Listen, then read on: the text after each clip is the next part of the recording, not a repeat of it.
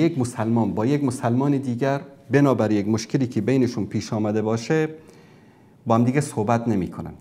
جنگ کردن، دعوا کردن سر یک مسئله‌ای، با هم دیگه صحبت نمی‌کنن و قهر می‌کنن. در این صورت بیشتر از 3 روز اجازه نیست.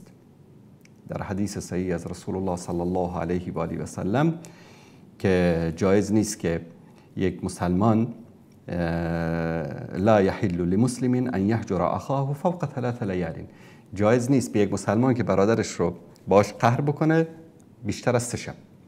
اما یک صورت دیگری که برادرمون ذکر کردن، به طور مثال کسی برادری داره، این برادرش هر موقعی که خونش بری مثلا فیلم هندی روشن است، موسیقی روشن است، فسق و فجور است، دخترای جوانش مثلا بی حجاب هستند، اون حشمت و عفت اسلامی رو مراعات نمی کنن و یا مشکلات دیگری گرفتار، یا مثلا سود میخوره، رباخوار است یا تجارت حرامی رو انجام میده.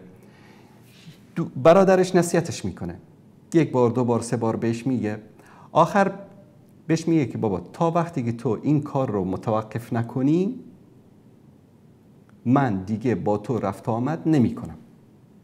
این رو بهش میگن هجر. هجر در اسلام قاعده و قانونی براش در روابط اجتماعی گذاشته شده که بیشتر از 3 روز هم میشه با کسی که مرتکب گناه ها و معصیت هایی باشه که با این کار میشه جلوی این معصیت رو گرفت یا جلوی این تعدی و تجاوز رو گرفت، یا که به سبب رفت آمد با او میشه که خانواده ما و عزیزان ما از اونها متأثر بشن. در این صورت قطع رفت آمد و هجر در اسلام جایز است ولو که بیشتر از 3 روز باشه.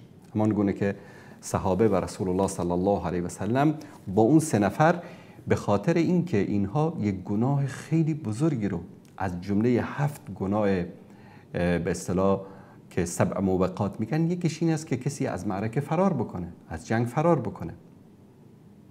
وقتی که نفیر عام اعلان میشه در کنار پیامبر یا در کنار امیر در جنگ حاضر نشه با وجودی که استطاعتش رو داشته باشه. و حتی در مورد زنان در آیه 34 سوره نساء واهجروهن فی المضاجع که در اینجا ذکر میشه، در اینجا هم هجر یعنی دور شدن از بستر خواب زن بیشتر از 3 روز، 4 روز، 1 هفته تا وقتی که اصلاح بشه امری جایز است.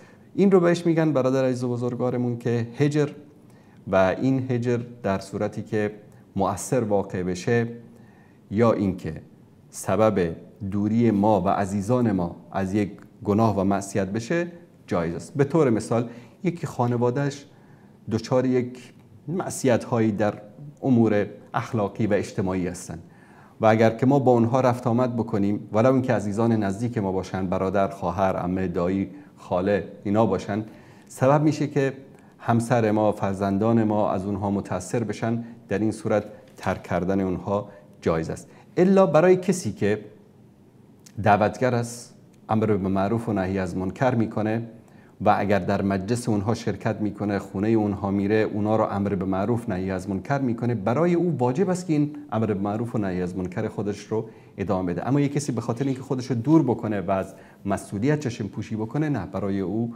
جایز نیست. و در مورد هجر احکام زیادی وجود دارد که علما اون رو بیان کردن.